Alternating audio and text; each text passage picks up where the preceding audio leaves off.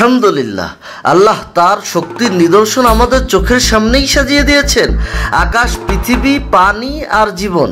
শুনি সূরা নাবার আয়াত 11 থেকে 17 পর্যন্ত। আউযু বিল্লাহি মিনাশ শাইতানির রাজীম। আবারাইনা ফাওকাকুম সাবআন শিদাদা। আমি তোমাদের উপর সৃষ্টি করেছি দৃঢ় 7 আকাশ।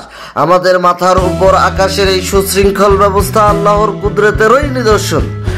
আল্লাহ সিরাজা ওয়াহাজা, আর আমি বানিয়ে দিয়েছি দীপ্তমান প্রদীপ, সূর্য, সূর্যের আলো ও তাপ ছাড়া জীবন অসম্ভব। আমি বর্ষণ করি মেঘ থেকে প্রবল বর্ষণ, বৃষ্টি পৃথিবীকে করে জীবনের উপযোগী। লিনুখরিজা বিহি হাব্বান ওয়া নাবাতা, যাতে আমি উৎপন্ন করি শস্য ও সবুজ উদ্ভিদ। প্রতিটি খাদ্যই সেই বৃষ্টির বরকতের ফল। ওয়া জান্নাতিন আলফাফা ইন্না ইয়াওমাল ফাসলি কানা মিকাতা, আর ঘন উদ্যান সমূহ নিশ্চয়ই বিচার দিবস নির্ধারিত সময়। আল্লাহ যেমন জীবন দিয়েছেন তেমনি একদিন বিচার দিবসও নির্দিষ্ট করে রেখেছেন। সেখানে প্রত্যেকে ফল ভোগ করবে। দুনিয়ার প্রতিটি নিয়ামত একদিন হিসাবের দিকে টেনে নিবে।